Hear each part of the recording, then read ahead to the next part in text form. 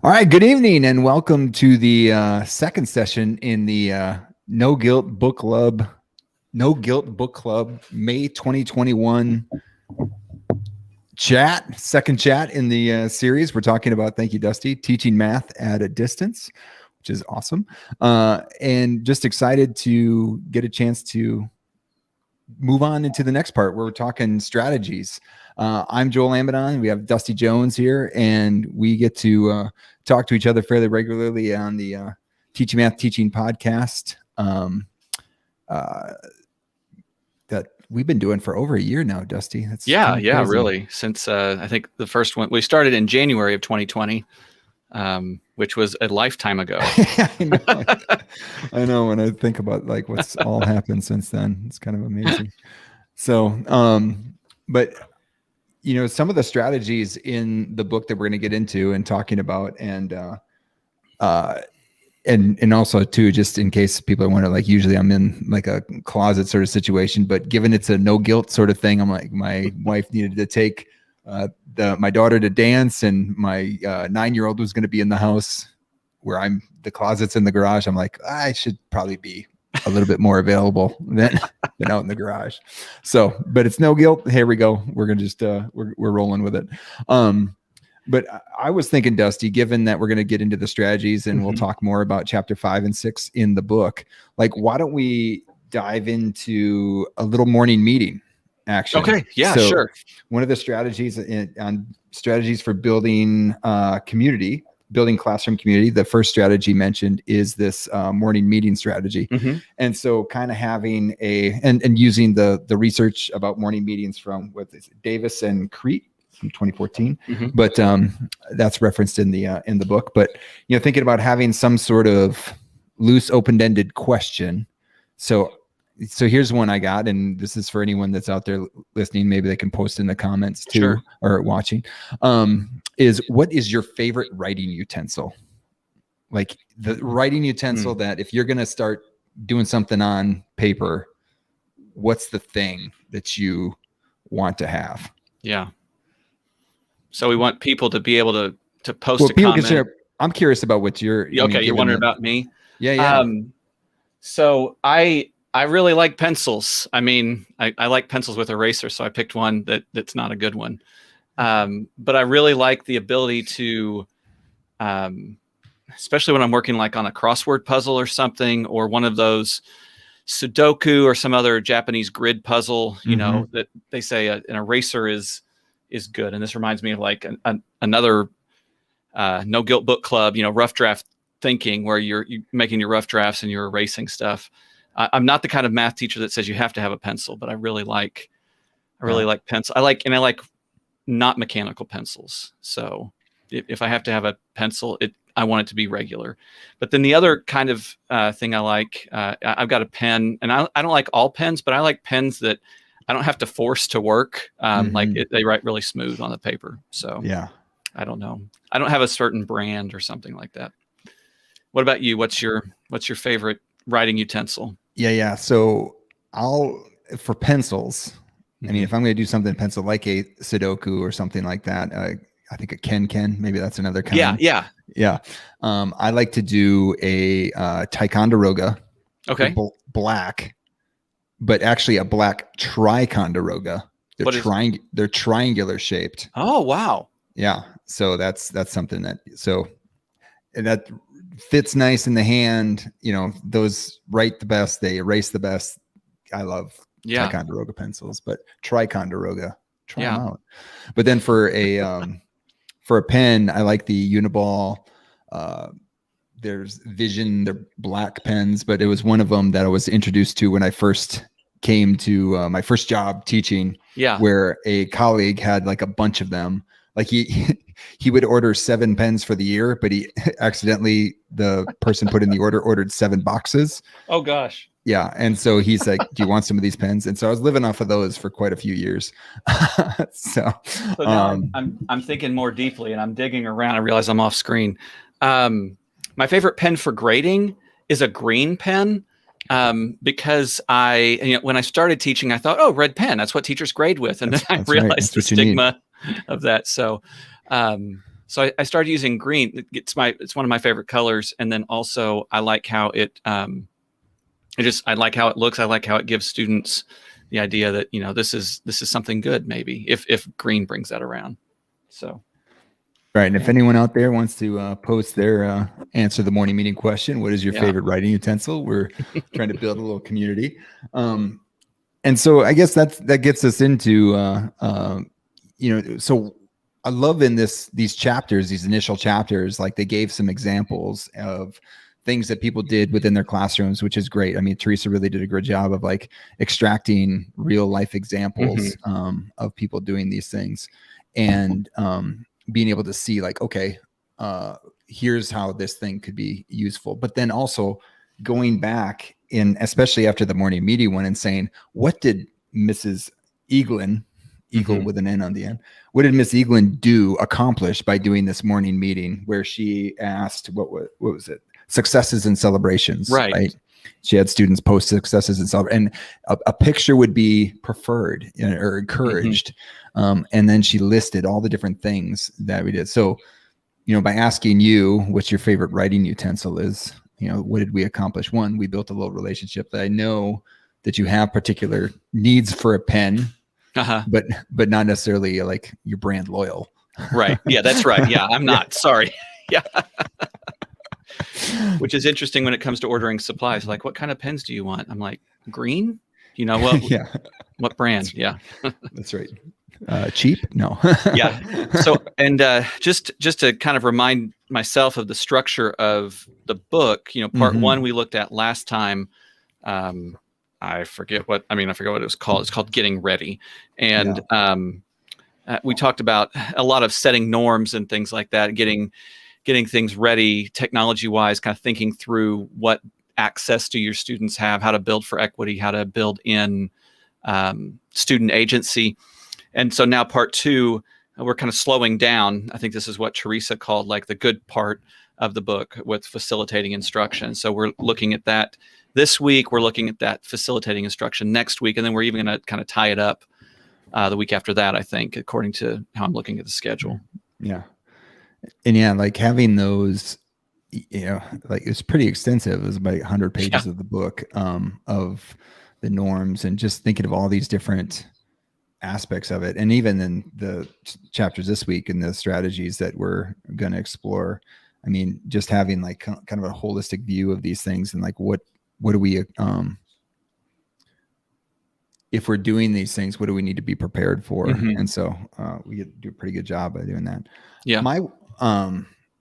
My curiosity is, is there something that jumped out to you initially in the reading of these two chapters that you're like, oh, I wish I would have had that? Yeah. So I read chapter 5, and as soon as I finished chapter 5, I had this thought of, I'm like channeling my inner Cher, like, if I could turn back time, I'd take back those online lectures. That's right. And so that doesn't sound at all like Cher. It maybe doesn't even sound like Sunny. But anyway, I confessed last week that I was trying to do some online community building stuff. And when I first started doing the breakout groups, it just wasn't hitting it. And I think if I would, looking back at these, she's got, 5 things laid out, good examples, good explanations, good ways to modify this for different grade levels, different groups of students. And so the thing I think that I would really like to do is where she was talking about the morning meetings, or actually the icebreakers, I think was really good. Like I was taking attendance by, like we were doing for my online classes, Zoom meetings. And so I was just getting the Zoom report at the end and looking who was there, period. It's a super non-intrusive way to take attendance. It's really great that Zoom lets you know who's there, but it's also not interactive at all. And I really liked how using these icebreakers was a way to take attendance, but it was also a way to build community, because that was something that was really lacking in my online calculus classes, was any sort of sense of community. I mean, I tried to do some things, and some things work. I'm I'm hoping it's not the worst experience anybody ever had in calculus. And some students have given me good feedback and positive feedback. But I really think I could have done something like that. Like their example, the best way to cut a pizza. It's super low stakes, but you get good information. You know who's there.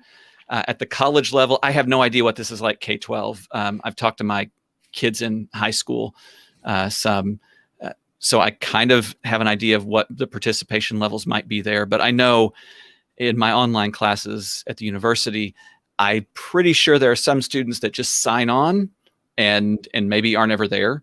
And then because when I try to do something like an icebreaker, I get nothing, and then when I'm done, especially when I finish class a little bit early and then there's still people there, I'm like, hey, Giancarlo, got any questions? And there's nothing, and I sign off, and 5 minutes later, Giancarlo signs back onto the Zoom meeting. It's like, hey, what's going on? Oh, sorry. I thought I got kicked off. No, we just ended class.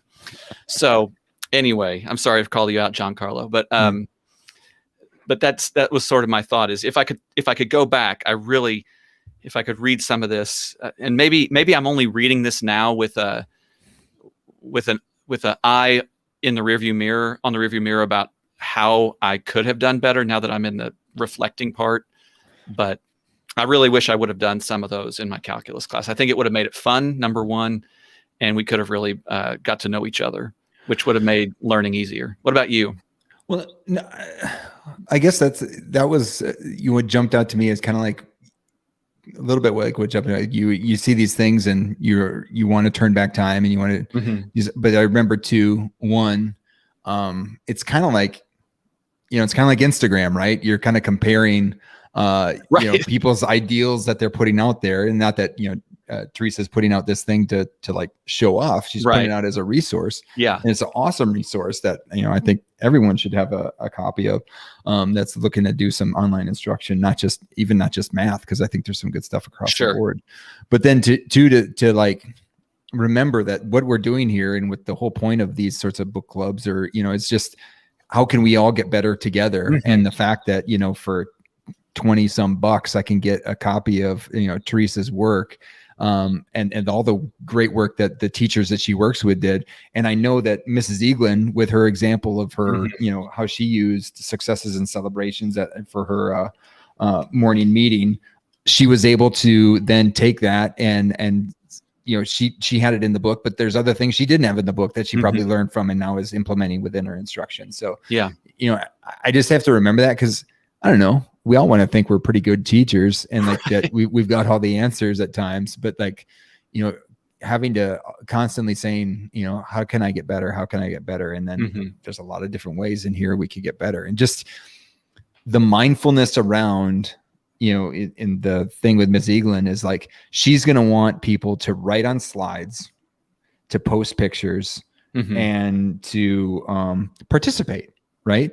And so this is a low stakes way to do the thing that she's going to want everyone to do later on in class. So let's set them up for success. And I forget that all the time, Dusty. I mean, just how do we have a low stakes way to do the thing that I'm aiming for? And, a lot of times I'll just jump right into it. And it's like, this is a good reminder of that. And that was my issue with my calculus class when I think on day 2, I tried to let's try this new platform that nobody's seen. It wasn't familiar to anyone, including me.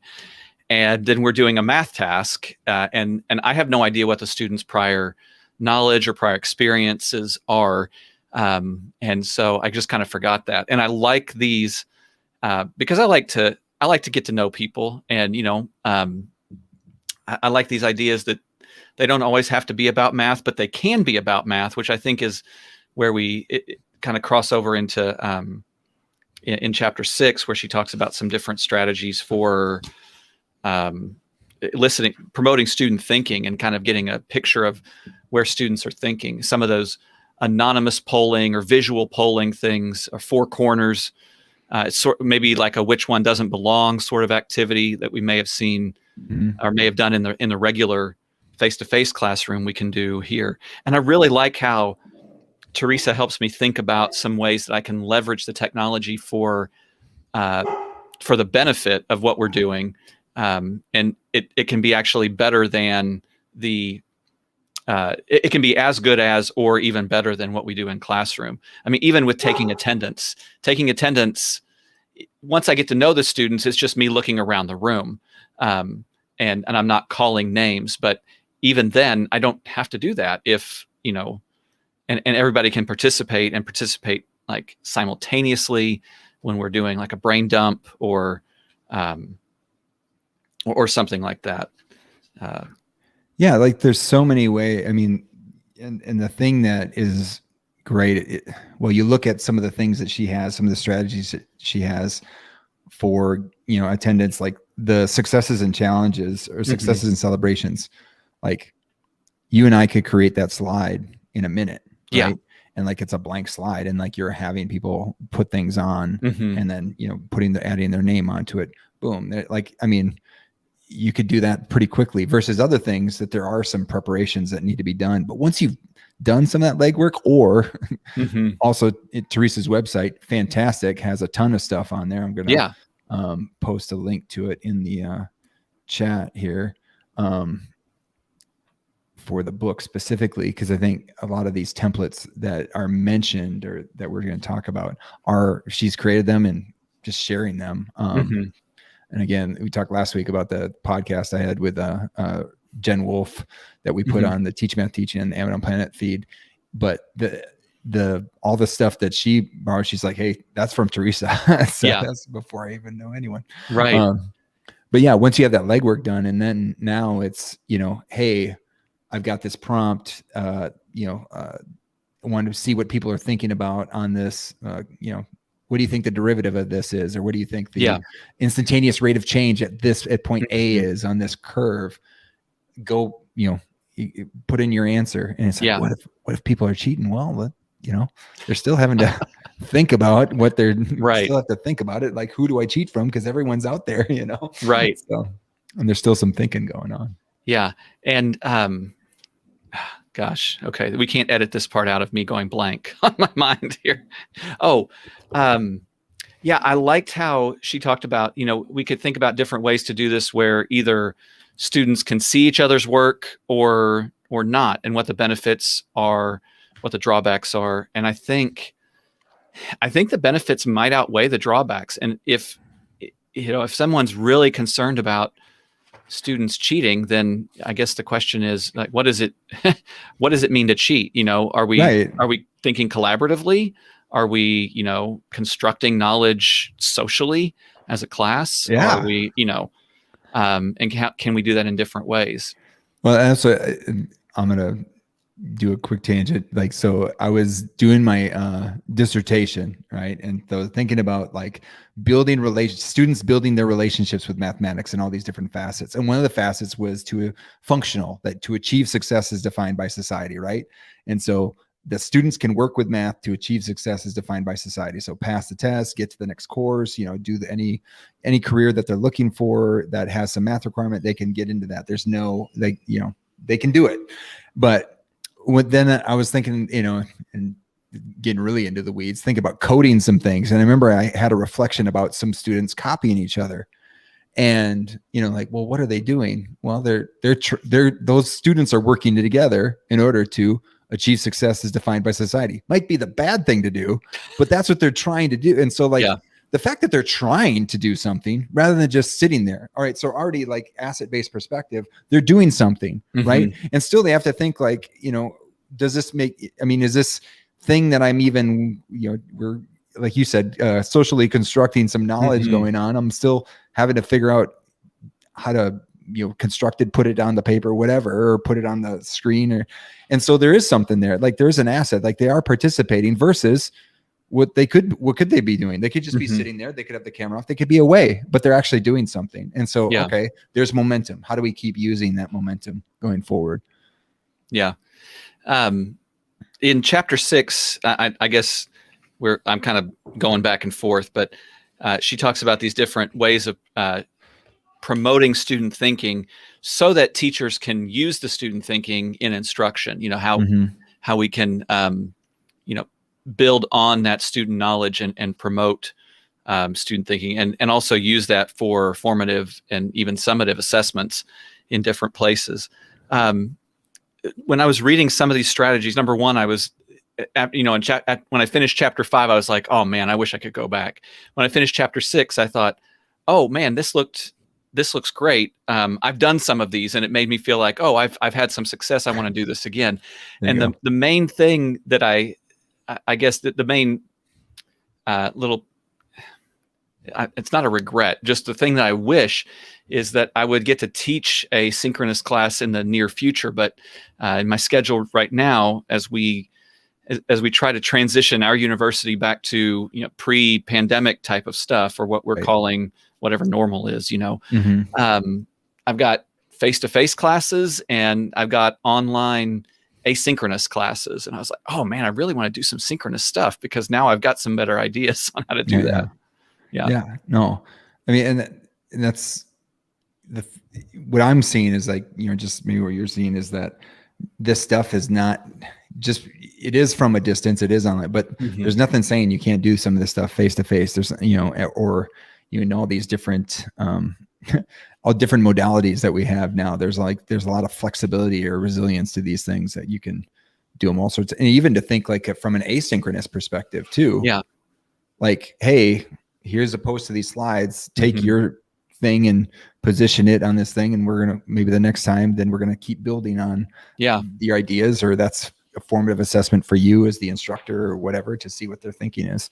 Right. Or even in my asynchronous class, there could be we're going to check in on Tuesdays or Mondays or Fridays or something, and we're going to do successes and celebrations on some days, and this is just something we're going to do. And it's not hard, hopefully, but it's just something we're going to do, because that's my thing with my asynchronous class is I have things due on certain days, and it seems like, well, now that we're in the middle of final exams, I guess I can let this go out in public. So one of my final exam questions that I really like to give is I asked them to write 3 or 4 sentences about advice that they would give a student that was taking the class next semester. And it's really a chance for them to reflect on what they've, how they've worked. And I really see some good student reflections about don't wait till the last minute, or, there are assignments, just, keep a calendar and pace yourself. And then I share those at the beginning of the semester, the next time I teach that class. And I hope it's helpful.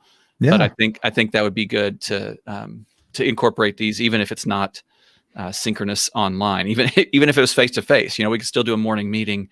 I don't want my calculus class to feel like second grade, but we could just have some icebreakers type stuff. Well, your morning meeting becomes your Monday meeting, right? And kind of sets okay, here's the routine for the week. And I kind of like that when I was doing some asynchronous classes, like there's a rhythm, right? Yeah. And just like with K2, I think any student, you like to know there's a rhythm. Like in my classes, there's a rhythm to it. And like what we're going to do at the beginning, what we're going to do in the end, there's some differences in the middle. There's structure is the same, but what we do within that structure changes up. And so I think that's all like really beneficial to, I don't know, a sense of community. We know what Dr. Jones's class is going to look like. We know what it's going to be. We have a general sort of sense to it. So I think that's good practice there. Yeah. And setting up like the whole thing that we talked about last week with like setting the stage, like there's an expectation. What is that expectation? The thing that I wanted to just set up, and maybe we should have done it at the first part, but that's okay. Throughout the book, and she does a really good job of this, of laying out these strategies. So I love these books. And I don't know if you have sorry, my dog is going a little nuts too. So. I can't hear it. So all right, okay. Fantastic. Yeah, that's good great. Microphone. Thanks to Michael for giving us good microphones. So there's these like charts at the beginning of all these chapters where she goes through all these strategies. The charts I think are golden, and I've actually put my little tabs on each one to say like, with names a strategy. I like it with there's a name. It's kind of reminds me, I don't know if you did any coding, Dusty, but like, you'd have like you'd have a code thing, and in Java, there was a code, like here's a little routine you could run, and you could, rather than having to put every individual step of the routine, you have, here's the routine. Now Yeah. go do that loop or go do whatever it is, you Right. know? So, so you have your name of your strategy, complexity level. I love that. That's nice.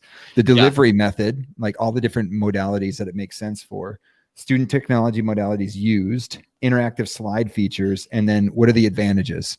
I really like that for each of these pages, because like, gosh, I need something. Well, it's like going skiing, right? You know, like where's the green circles? Where's the blue square? You know, ooh, that's a black diamond. I should wait on that one. All right. So a way to challenge yourself, or way to kind of, you know, okay, I'm going to dip my toe into this. This is something that a strategy that I can get into. But I'd like that there for each of the 2 chapters for this week, chapter 5 on the building community, and chapter 6 on getting into the mathematical or promoting student thinking, like that has those. Okay, what are the strategies? What's the snapshot view? And now, okay, I can go dive in and look more in depth into them. So this is going to sound weird, but have you ever read the book How to Read a Book by Mortimer J. Adler? It was printed first in 1940, so it's a little over 80 years old. It's a really interesting book. I learned about it about 7-8 years ago, and found a copy. And then since then, my wife was like, found an actual copy. I found a copy at the library, checked it out, read the book on how to read a book. You're feeling kind of meta. And then, so now we own a copy, and it's really interesting. But I would say, if you were the way that I was reading this book, this Teaching Math at a Distance book, was, I really love those charts at the beginning. I kind of gives me a, you know, bird's eye view of the chapter. Then I read through, you know, kind of a description of what is visual polling. There's a great vignette of how it's used in the classroom. Then Theresa gives us some ways to modify that for different grade levels or content. And then you're on to the next one. And so my plan is, when I'm going back, because right now it's May, so I'm done teaching. I'm not teaching again till the fall. I don't have to read the whole book again. I can go back to the chart. I can be like, okay, where am I at? I'm at a basic level, you know, or at the very beginning of the class, I want to do stuff at the basic level. I don't want to jump to advanced yet. I want to make sure students are able to handle these things. And this gives me a nice thing, like, okay, I know my students are good with drag and drop and typing text. So, you know, this gives me some ideas of what I can do for some different activities. So I really like that. I really like that, these features that she has for that. Yeah. And like how, I mean, some of them translate fairly easily into a face-to-face, like, so the multiple choice corners, I've done that, where, you know, you vote with your body, right? Where each corner is labeled a certain thing. And then you go and talk about, you know, okay, what solution did you get to this problem? Yeah. Right, go to your corner, discuss how you can, now, does anybody want to switch corners and see, you get to some sort of commonality, or maybe if it's a multiple solution type problem, maybe there's different strategies people want to use for solving a certain problem or whatever. But I like that there's different ways that you can approach it. These are like catalysts. They get you to start thinking in multiple different ways about how you can do something. And it's like, you're probably not going to use something exactly as it's written. And you think like, how am I going to tweak it for my students, my situation, my circumstance, my platform, whatever. Yeah. You know? And I'm thinking, if Theresa were here, she would probably say the first thing that you need to think about is what's important to you. What are your non-negotiables, you know, for your classroom, and what content, or as a part of that, you know, what's the content that you're trying to teach, and then which one of these ways is the best to do that. You know, like, I'm looking at it and I'm like, oh, I really want to do multiple choice corners. Well, maybe first I need to think what I want to do, and then can I use multiple choice corners to do that? The other thing, speaking of multiple choice corners, she's got the example there where students are, you know, picking one of their, you know, which strategy they would, or which model they think fits that. And then her next example, defend your choice, just builds on that. So it's something you really could, you know, it could be a lesson, it could be multiple lessons about really getting the student thinking out there. and in even ways of defending your choice, and then taking it up a level where students, and this goes back to where students can see each other's thinking, and so maybe they write something and they're like, wait, no, I think I agree with this, and then they have their final choice. I mean, it's really this nice progression from one to the next, and yeah. Oh, sorry. I was going to say, like, the idea of stacking like that. And so then thinking like, what would be the morning meeting that would lead into these strategies, right? And so like maybe the morning meeting is like, okay, multiple choice. I don't know, what's your favorite ice cream or something like that, something low level so that they can vote. So in multiple choice, they're putting a star of theirs into the box that they like. And then maybe even have them justify why do you say, Dusty, that Rocky Road is the most superior ice cream, right? So or you could have like ice cream, cake. I actually use this one: ice cream, cake, cookies, and pie. And what's the best dessert? Ooh. I actually used that in my calculus class, and and so they had to pick one, and there's not a right answer, and you might say, ice cream. Cake. Oh, wait, yes, okay, there sorry. is. My goodness. But then I could take it up, defend your choice. So, okay, you said ice cream. So what kind of ice cream? Or you said cake, but what kind of cake? Somebody's going to say ice cream cake, and okay, which one do they put that in? Ooh, yeah. No, that's great. Again, you're building the community. Yeah. You're using the things, and now we get into this math question, which in this case is like, I'm going to have this problem where I'm going to split some candy up with friends. Which model works best? Okay, right. Yeah, that helps, right? And they can figure that out, and then to justify that response. And so, what I like too about that, Dusty, is like, one, it's getting all these responses so that you're getting full participation. How often are we actually getting full participation? When is everybody answering the question? Yeah. And that actually goes back to the other question. If like, oh, what if people are confident? Again, they're participating, right? Getting full part, and then like to get someone's opinion, maybe they have an outside the box picture where it's like, we see this one response as not the right response, but then you hear from the student, and you're like, oh, that's a different way of thinking about it, where they've presented something that you're like, that's brilliant. And like in the classroom where we're going to call on individuals where they would not maybe have had the courage to say that, but first they start with a star, and then they have their box to write, and you've created space for them to provide their student thinking. And then what a beautiful thing that you've facilitated that happening. Yeah. That's just wonderful. Something else I guess I'd like to point out is how, at least in this progression that we're talking about, things start off anonymously. And so as a teacher, you can decide, do you want students to be able to participate anonymously, or do you want them to participate, in a way that you can identify the person? And I like the fact that it starts off anonymously. They're just dragging a star to their corner, and we don't know who is there. And if, like, when I was using Google Slides, it was just straight up Google Slides, the free version, not Google Slides within whatever university, or not Google Classroom.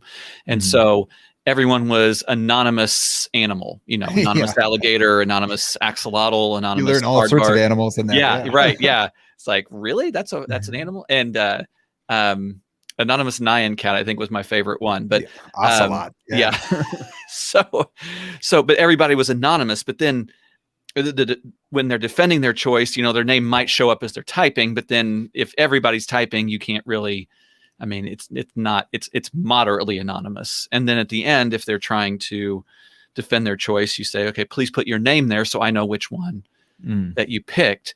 And, when there's multiple correct answers, it's fine. I like in this example where nobody picked one of the representations. I'm looking at page 120. Let's see if that shows up. Nobody picked this. The number line. The number line one. Nobody picked that.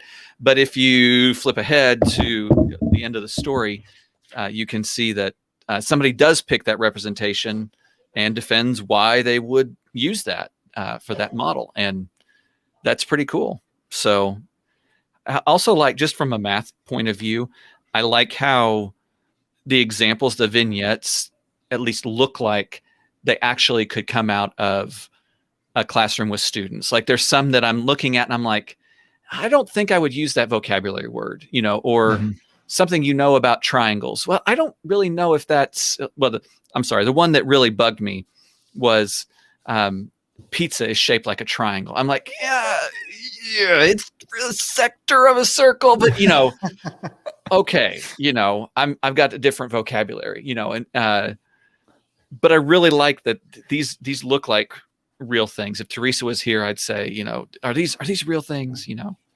Are these a bunch of different teachers? Is this all you, Theresa? And you're just putting on a bunch of different fake names? No, I'm pretty sure she said it was. Teachers, but so no, I think they are. I think they are. Yeah. No, and that's where some of the cool ideas. So like Ms. Rodriguez in page 118 has a strategy she calls respond and code. So everyone's got a box. You put your name in it, and it was just simple response. What is your favorite sport?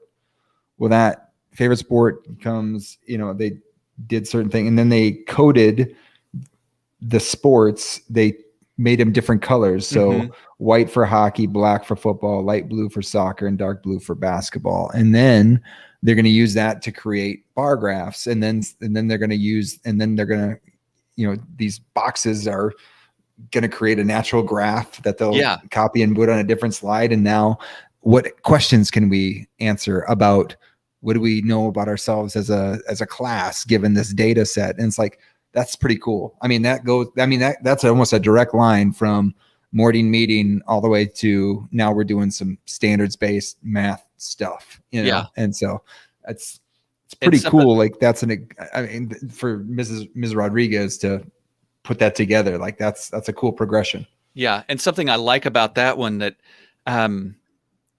lends itself to something else. Like if she wanted, or when she breaks them up into small groups, she puts them into, this is the hockey group. These are the people that said they liked hockey. Oh, yeah. So you guys are going to be in a group today.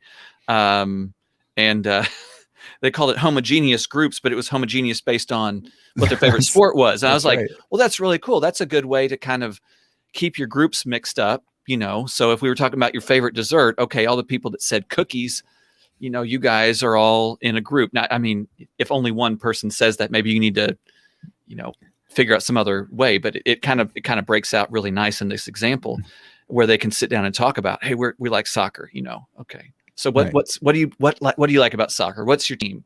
What's your team name? Yeah. And you think like, you're talking about going back to setting the stage and like, or even the building community aspect. It's like, you've already given them something that they have in common to go into these groups with. So already there's this, shared bond, and that might lead to a side question about, hey, what's your favorite Premier League team or whatever? What do you think about the Super League? They're trying to like, were you angry about that too?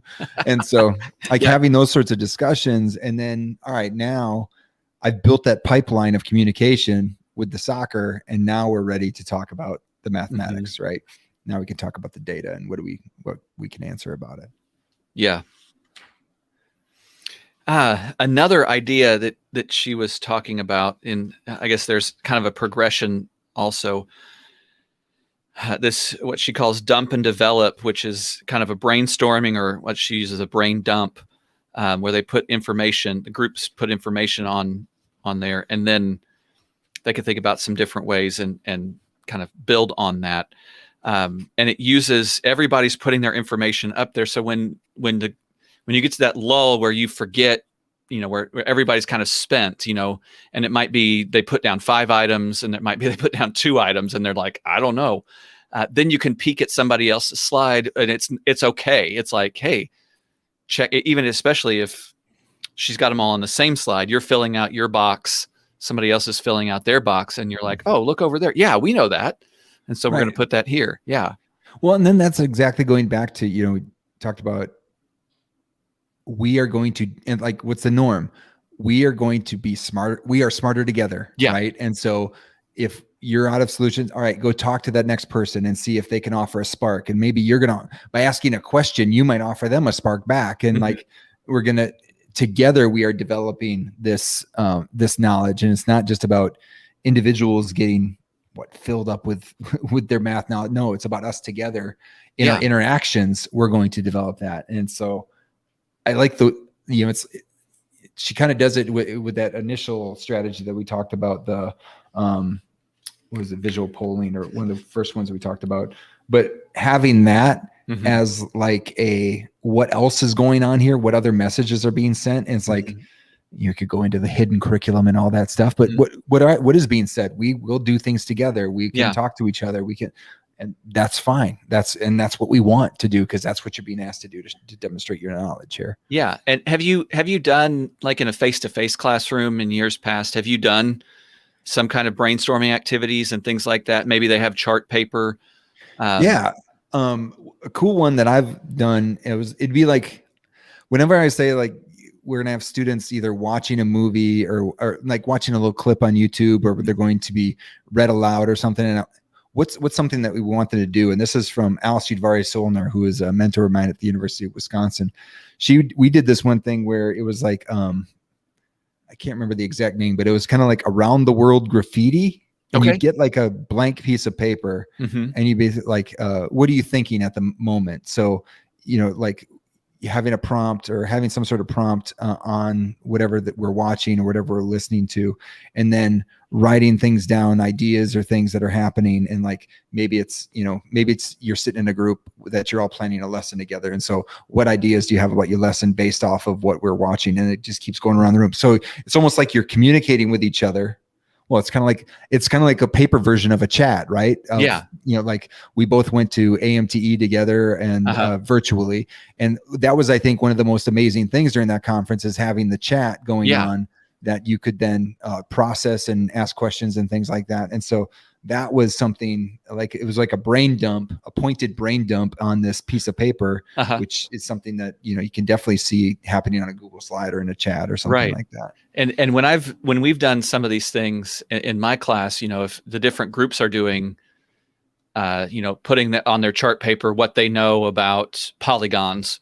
And then if I want to do a gallery walk, then, okay, now we have to take time and go around the room and look at everybody's and make sure, physically, and this is pre-COVID, so I'm not really worried about crowding around a poster, but we need enough room. So maybe desks have to be moved or something like that to do that. But if we're doing this online synchronously, it happens so much more naturally, I think, and it's really cool how we can take those ideas of cool things that we've done in the face-to-face classroom. This goes back to what we talked about last week, and think about how can we use technology to either, just do them without any modifications, or how can we use technology to enhance those. And so I really think, like, I'm thinking about next time that we watch a YouTube clip about, students a teaching episode, where I could, set it up to pause at a certain spot, and then everybody chats, about what they notice, instead of me, what do you think? And one or two students share, and everybody else realizes, well, one or two students shared, so I don't really need to say what I said. They kind of said the same thing as me, where we can get some of these other input from the students. And maybe we'll get into more of those later in later chapters. But. Well, and that's like, and I'll be honest, Dusty, sometimes when I went to AMTE, I wasn't the most engaged audience member, and things like that. And so when we did it this past year, like, I was constantly in that chat and like, paying more attention to what was happening. But then that chat was kind of like that constant, play off of your own thinking. So like, somebody would say something, that prompts something like, that makes me think, like, and like, because maybe you're having a tough time connecting what the presentation was about to your own context or whatever. Like, but that facilitation of the chat doing that. And so now my concern is, or my challenge is thinking, I'm going back to a face-to-face environment. How do I install a back channel? Yeah. Because in thinking like all the different norms that happen at the beginning, where you're talking about how do you seek out help and all the different things, like, the teacher is obviously one of the people that can provide help, but there's a whole classroom. Like, what page are we on? What problem are we doing? Like, what, where's the notes for today? And like all these sorts of things that doesn't necessarily have to go through you or me as the instructor. It could go through students. And so, one way is I always have class notes in a Google Doc. Mm-hmm. And there is a chat feature in Google, and I'm wondering if that might be a way to get that for people to use their devices to do that. Yeah. Or could be some other way. For a few years, I've been aware that my students make group me's and use that. And then last year, one class, I heard they made a group me, and I said, students make group me's, but they never ask me they never invite me. And then soon I get this like invitation to join the group me for one of my calculus sections. I'm pretty sure they made another one without me in it, but the people, for a while I was like, hey, Dr. Jones, what is going on? I have a question about this, or, when's our test, or what's going on today? Are we in the classroom or not? It was just really, and then, they're sending me math memes, and, I was like, well, this is pretty cool, and this semester that hasn't happened, but I know that my students in both of my online classes have group me's, because somebody will be like the appointed high priest that has to come to me, an email and say, we don't know how to do this, or we don't know what you're asking, so please tell me, and then I will share it with the rest of the class. I'm like, okay, but they can all come to me. You guys can do that.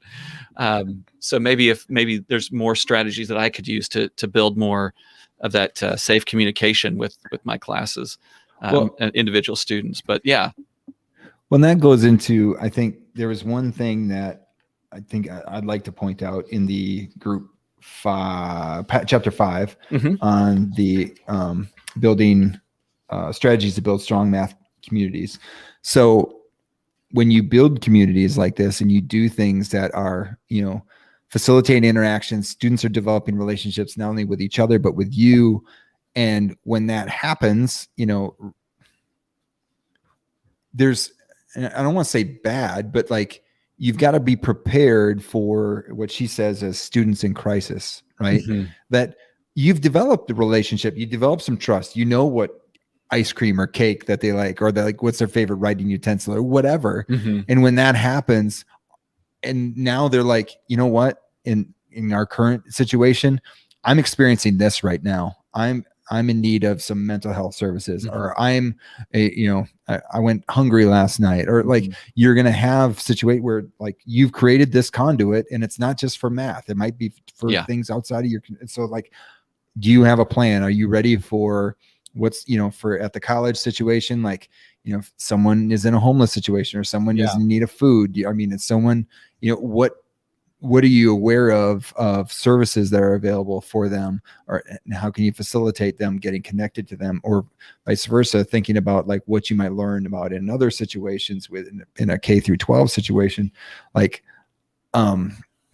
just if you do this, a good job at this. And like, one thing that I've been doing is these like, I don't know, mini like soapbox moments at the beginning of every class where I go through these behaviors. And one of the behaviors I talk about is staying fit.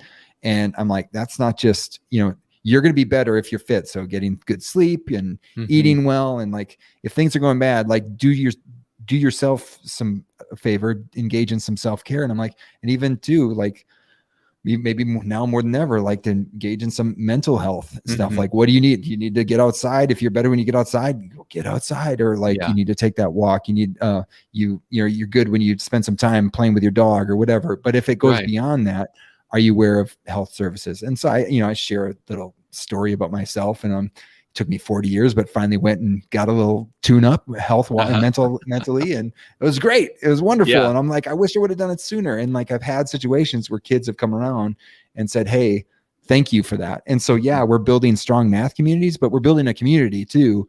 And like, we have a possibility to not only impact someone's mathematical needs, but they're just overall holistic needs as well. So I really like that Theresa put that in the book, like, hey, just beware, like, you're doing this. And so now you might have built some trust up so that you can help in more ways than just one. We've all had those experiences as teachers. We get, if you are demonstrating yourself to be a caring person, then, you're going to have an opportunity to care beyond just, math stuff. Right. So. Yeah. I mean, I've had some students that, have lost family members, close family members And sometimes they let me know, and sometimes I find out at the very end, like, oh, I'm really sorry that it always hurts me, because, I'm really sorry that my performance was not great, but this happened to me. And I was like, wow, I'm really sorry to hear that. It breaks my heart. And I wish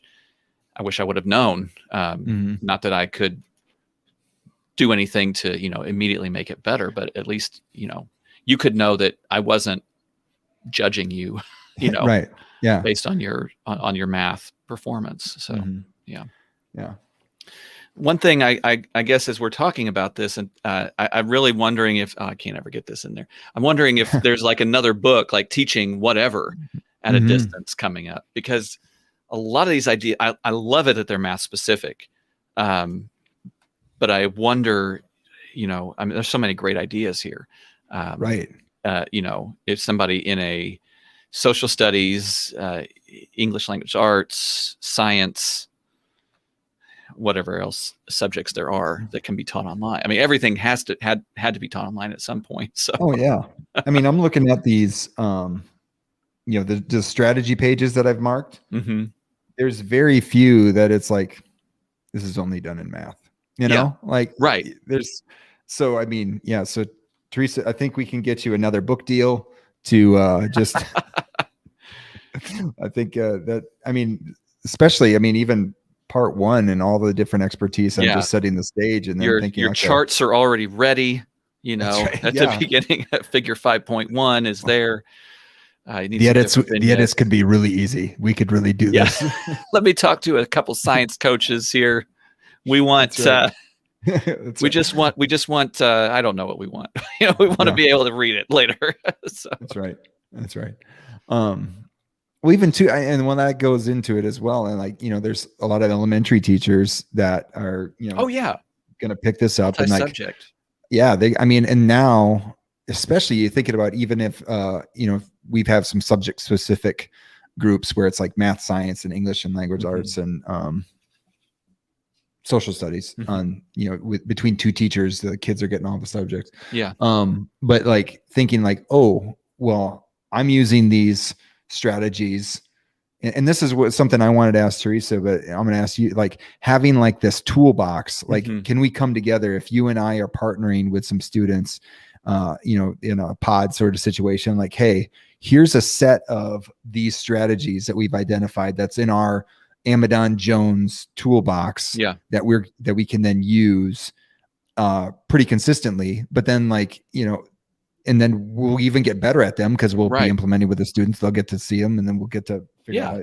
And so I think that's a cool thing that you could do with these, is like say, hey, at the minimum, here's our minimum toolbox that we can use. And then maybe some people, hey, I tried this out, and now here's the templates, and the kids have seen it. And now if you want to use it, and it's like, that could be some pretty cool things going on within those sorts of collaborative situations. That sounds like some good teaming. We, when I taught fourth grade, each of us, I taught math, science, and social studies, and my partner across the hall taught English language arts and reading. And it was that way. There were 3 of us pairs on the fourth grade hallway. And then all of the math, science, social studies teachers, we all planned our lessons collaboratively. And so I see this as really like the whole grade level could, get together and say, I could say, hey, I really want to try this visual polling. The students, know how to do it, and it's really been working. So, and there's no reason why, we can't do it. And maybe I can use it in my own class. It's like, hey, I used 4 corners in science, and I'm going to use it in social studies because they really liked it, and they really liked defending their choice about, whatever the topic was in social studies. So let's see how we can use that in math too. Yeah. Or even to say, like, we're always going to do a well-being check-in, which is, I think, a really cool thing from the chapter 5. But then thinking about it, if I have it do a well-being check-in and that leads to someone putting a sad face, or, something like, oh, okay, 1, I want to check in with them. 2, I'm going to give Dr. Jones across the hall a heads up on that. Yeah. And so now, again, we can offer care beyond just what we normally would do. I think that's a pretty cool thing that you could use for some collaboration that way. Yeah. We're we're coming up at the end of that. I'm really excited. Next week, next 2 chapters, 7 and 8. Yes. Strategies to facilitate. Chapter 7 is strategies to facilitate common routines online. Okay. So, I mean, those are that's why we're going to get some more subject specific sort of stuff that way. And then chapter 8, let's see, in chapter 8, facilitating mathematical discourse online through rich tasks. I'm excited. I call those messy tasks. I like, you got to make sense of them. You got to figure them out, and then trying to do that in an online environment. I'm excited. Lots of multiple entry points, and maybe even possible multiple correct solutions. Yeah, that sounds great. Awesome. Well, anything else before we? I just want to shout out to Shannon. Thanks for joining us, and whoever else is out there that we don't know. Yeah. No, thank you. No guilt, no problem. That's right. Well, it's cool is to see, like, as we go out, we look back at our week 1 chat and see that, people are viewing them on their own time. And that's what's great about these, is that, we get a chance to talk to each other, get a chance to interact with whoever's here. And thank you, Shannon, for posting that comment. Yeah. And then we get to, people can, at their own leisure, like, be exposed to this stuff, then dive into the book, or maybe they've already dived into the book and maybe we offer something through the chat. I'm just excited about the stuff and one thing I'm going to really promote is go to Theresa's website. We put it in the chat on both Facebook and YouTube. Go there. There's specific stuff for each chapter. To some of these templates are available.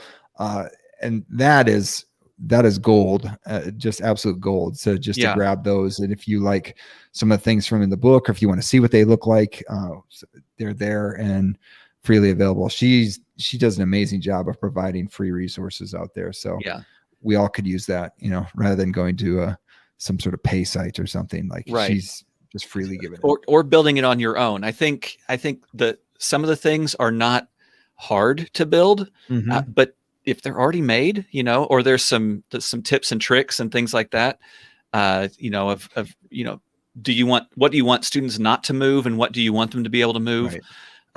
If it's already there, take it and then learn to modify it, but you don't have to start from scratch. That's right. And I realized I said no guilt, no problem, but it's no time, no problem. But maybe it's also no guilt. I don't know.